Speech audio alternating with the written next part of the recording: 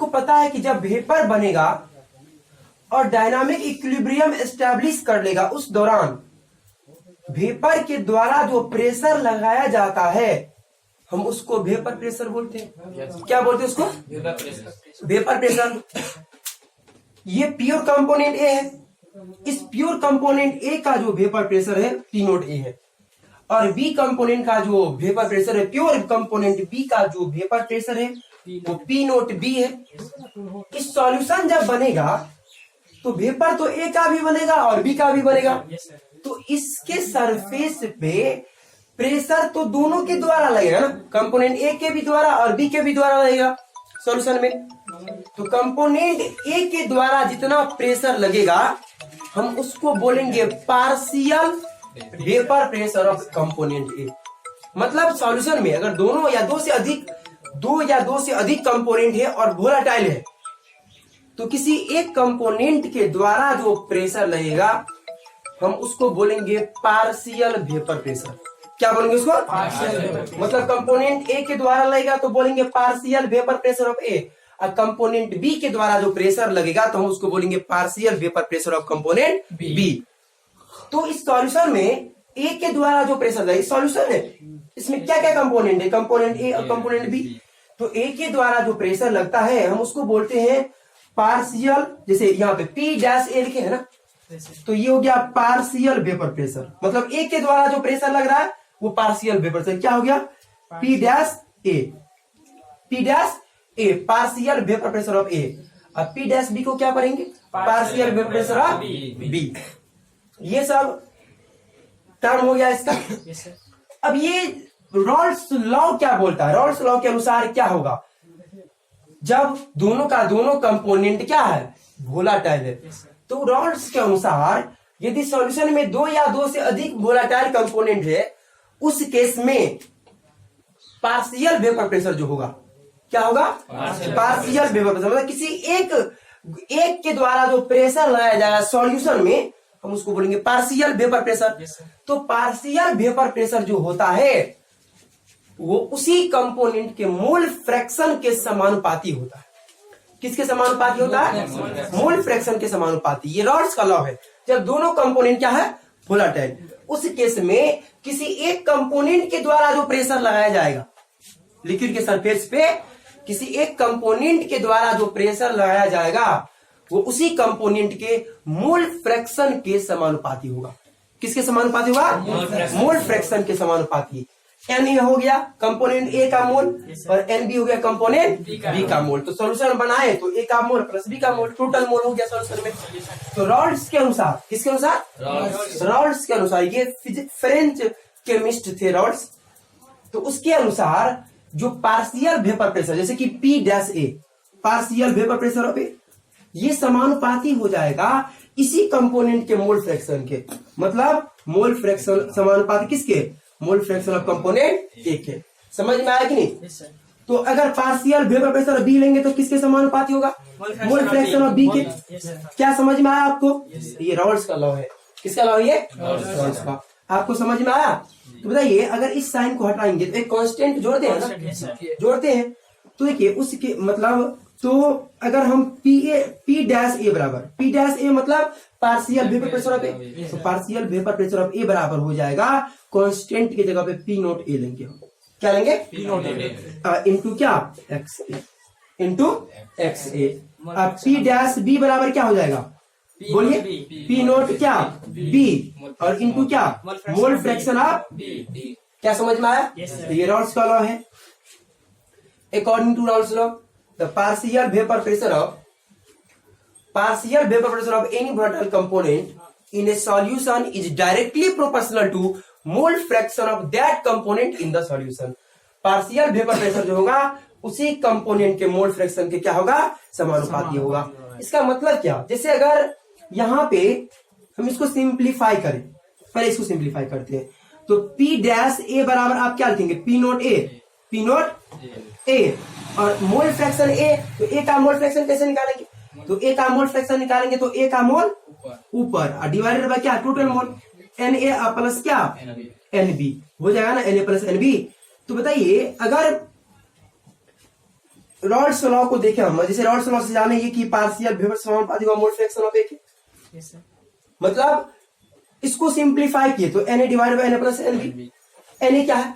ए का मोल है। किसका मोल है? तो बताइए अगर ए का मोल बढ़ेगा, किसका मोल बढ़ेगा? ए का। तो ए का मोल बढ़ेगा, तो ए का मोल कब बढ़ेगा? जब ए का अमाउंट बढ़ेगा सॉल्यूशन में, तब ना ए का मोल बढ़ेगा। तो अगर ए का मोल बढ़ेगा तो कब बढ़ेगा? जब ए का अमाउंट बढ़ेगा, मास बढ़ेगा। तो ए का मास बढ़ेगा तो ए का मोल बढ़ेगा, ए का मोल बढ़ेगा तो ये पूरा वैल्यू क्या होगा? पूरा वैल्यू बढ़ जाएगा। और जब ये पूरा वैल्यू बढ़ेगा तो ये भी ना बढ़ेगा। तो ये तो समानुपाती है इसके। तो अगर कंपोनेंट, किसी भी पार्टिकुलर कंपोनेंट का सॉल्यूशन में अमाउंट बढ़ा दिया जाए तो उस कंपोनेंट का जो वेपर बढ़ने का रेट है ना, दर, वो भी बढ़ जाएगा। और जब वेपर बनने का रेट बढ़ जाएगा तो वेपर प्रेशर भी ना बढ़ जाएगा। यही तो रॉल्स लॉ है। वही तो यहाँ से यही तो जाने हम कि अगर कंपोनेंट का अमाउंट बढ़ा देंगे तो मोल बढ़ जाएगा, मोल बढ़ जाएगा तो मोल फ्रैक्शन बढ़ जाएगा। जब ए का मोल बढ़ेगा तो ये ए का मोल फ्रैक्शन भी ना बढ़ेगा। और जब ये बढ़ेगा तो ये भी बढ़ेगा। और ये क्या है? पार्शियल वेपर प्रेशर किसका? कंपोनेंट ए का। तो ये भी बढ़ेगा ना। तो रॉल्स का ये लॉ है। रॉल्स लॉ के अनुसार यदि सॉल्यूशन में जब दो या दो से अधिक वोलेटाइल कंपोनेंट है तो जिस कंपोनेंट का अमाउंट बढ़ाएंगे तो उसका पार्शियल वेपर प्रेशर भी क्या होगा? मतलब पार्शियल वेपर प्रेशर समानुपाती होता है किसके? उसी कंपोनेंट के मोल फ्रैक्शन के। क्या आपको समझ में आया? तो उतारिए इसको। According to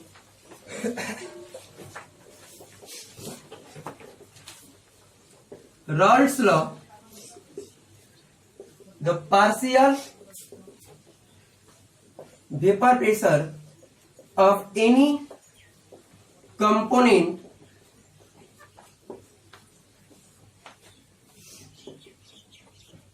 in a solution is directly proportional to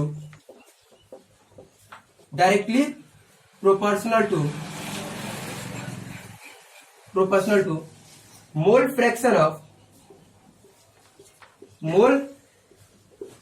fraction of that component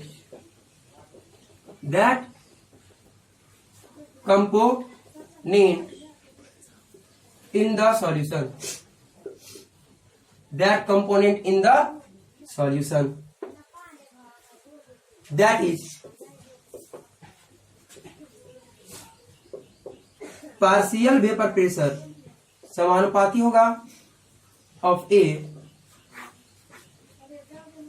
इसको मिला देगा A directly proportional to mole fraction of component A. उतारिए इसको। अगेन अगर partial vapour pressure component B का निकालना है तो आप क्या लिखेंगे बोलिए? तो P dash B directly proportional किसके? मोल फ्रैक्शन ऑफ बी के। इस साइन को हटाएंगे तो क्या लिखेंगे आप? P नोट बी और इंटू क्या? Mole fraction of component B ना। तो बोलिए बी का मोल फ्रैक्शन कैसे निकालेंगे हम?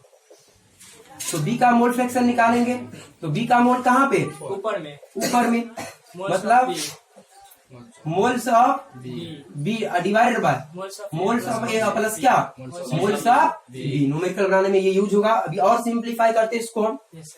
तो बताइए अगर हम इसको ऐसे लिखे पार्शियल वेपर प्रेशर बराबर क्या देखें? उसी कंपोनेंट का क्या? उसी प्योर कंपोनेंट का वेपर प्रेशर ना। पी नोट बी क्या है? प्योर कंपोनेंट बी का वेपर प्रेशर है ना। और गुने क्या? उसी कंपोनेंट का mole fraction. Partial vapour pressure बराबर जिसका पार्शियल उसी प्योर कंपोनेंट का वेपर प्रेशर और गुने क्या? उसी का मोल फ्रैक्शन। तो क्या हम इसको ऐसे लिख सकते हैं कि partial vapour pressure is equal to product of vapor pressure of pure component and mole fraction of that component in solution। उसी प्योर कंपोनेंट का वेपर प्रेशर और मोल फ्रैक्शन, उसी कंपोनेंट का मोल फ्रैक्शन का जो प्रोडक्ट होगा उसे हम पार्शियल वेपर प्रेशर बोलेंगे। लिख सकते हैं ना। तो from above we can say that the partial vapour pressure of component any component is equal to the product of vapour pressure of pure component and mole fraction of that component in the क्या solution. अब ऐसे लिख सकते हैं, तो लिखिएगा नीचे from एव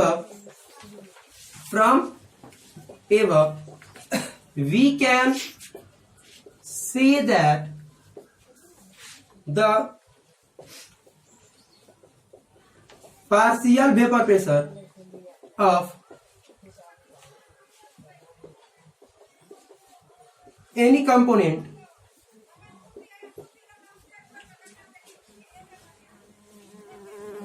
is equal to product of vapor pressure of pure component and mole fraction of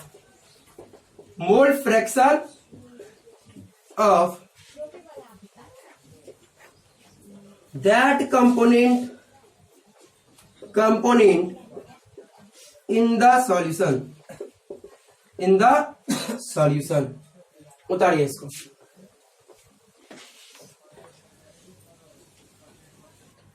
अभी हम लोग क्या जाने हैं कि किसी पार्टिकुलर कंपोनेंट के द्वारा कितना प्रेशर लगाया जाए, इसको हम बोलते हैं पार्शियल वेपर प्रेशर। क्या बोलते हैं इसको? पार्शियल वेपर प्रेशर बोलते हैं। अब टोटल वेपर प्रेशर किसके बराबर होगा? मतलब अभी हम जान रहे हैं कि ए और बी अकेला अकेला कितना प्रेशर लगा था। अब टोटल वेपर के द्वारा जो प्रेशर लगेगा, मतलब टोटल वेपर प्रेशर वो क्या होगा? तो रॉल्स के अनुसार जो टोटल वेपर प्रेशर होगा, जैसे डाल्टन्स लॉ भी ऐसा ही कहता कि टोटल प्रेशर जो होगा वो पार्शियल प्रेशर के जोड़ के बराबर होगा। वो किसके बराबर होगा?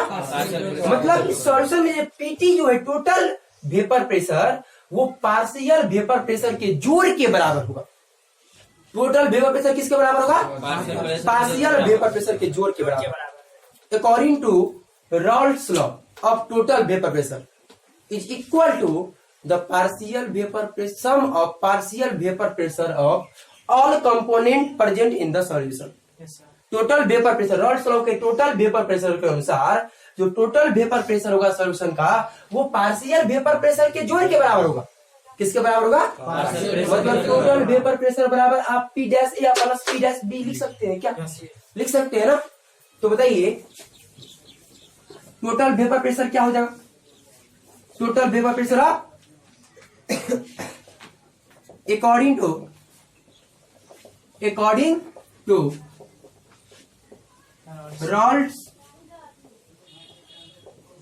Raoult's law of total vapor pressure, the total vapor pressure of any solution is equal to sum of partial vapor pressure of all component present in the क्या? present in the सॉल्यूशन जितना भी component होगा सबका partial vapour pressure का जो जोड़ होगा उसे हम क्या बोलेंगे? Total vapour pressure. मतलब पीटी बराबर आप क्या लिखेंगे? दैट इज अर्थात पीटी बराबर पी डैश ए प्लस पी डैश बी लिख सकते हैं क्या? अब बताइए अभी जाने पी डैश ए बोले तो पार्शियल वेपर प्रेशर पे, अब पार्शियल वेपर प्रेशर ए को क्या लिखते हैं? पी नोट ए इंटू एक्स ए ना, प्लस पी डैश बी को क्या लिखते हैं? पी नोट बी और इंटू क्या? एक्स बी लिखते हैं ना। चलिए और सिंप्लीफाई करते हैं तो पी नोट ए इंटू एक्स ए प्लस, अच्छा बताइए आप मोल फ्रैक्शन ऑफ बी की जगह पे 1 minus mole fraction of A लिख सकते, 1 लिख सकते हैं। मोल फ्रैक्शन ऑफ ए लिख सकते हैं क्या? Mole fraction of A plus mole fraction of B बराबर क्या? 1 ना। टोटल मोल फ्रैक्शन जोड़ के तो 1 ही आएगा। तो यहाँ पे पी नोट बी और into 1 minus mole fraction of A लिख सकते हैं क्या? लिख सकते हैं ना। चलिए अब क्या करते हैं? पी नोट ए इंटू एक्स ए प्लस पी नोट बी से मल्टीप्लाई कीजिए तो क्या हो जाएगा? पी नोट बी माइनस क्या? पी नोट बी और इंटू क्या? एक्स ए होगा ना। चलिए ये दोनों को एक साथ रखते हैं, तो इसमें x से कॉमन है। यस तो अगर x से कॉमन ले लेंगे इसमें से, तो क्या बच जाएगा बोलिए, पी नोट क्या बच जाएगा? नोट ए और P naught B. p naught a yes sir. अब माइनस क्या, P naught B. p naught b बचेगा ना, यस सर। और प्लस क्या बचेगा, p नोट b बचेगा ना। Yes sir. तो ऐसा क्वेश्चन जो है एग्जाम में भी कितना बार पूछा गया इस तरह सिंप्लीफाई करके। तो ये हो गया क्या, टोटल वेपर प्रेशर। मतलब इतना आप समझ लिए कि टोटल वेपर प्रेशर जो होगा मिक्सचर का या सॉल्यूशन का, जिसमें दो या दो से अधिक वोलाटाइल कंपोनेंट है, वोलाटाइल का मतलब समझते हैं, इसका वेपर बनेगा, तो वो पार्शियल वेपर प्रेशर के जोड़ के बराबर होगा। किसके जोड़ के बराबर होगा, पार्शियल वेपर प्रेशर के जोड़ के बराबर। जब भी आपको टोटल वेपर प्रेशर निकालना हो तो पार्शियल वेपर प्रेशर को निकाल करके जोड़ देंगे, वही क्या आ जाएगा, टोटल वेपर प्रेशर। अब पार्शियल वेपर प्रेशर निकालने के लिए आपको उसी प्योर कंपोनेंट का वेपर प्रेशर और उसी कंपोनेंट का क्या चाहिए, मोल फ्रैक्शन चाहिए। मतलब ए का कंपोनेंट का पार्शियल वेपर प्रेशर ऐसे निकालेंगे, बी का। उधारिए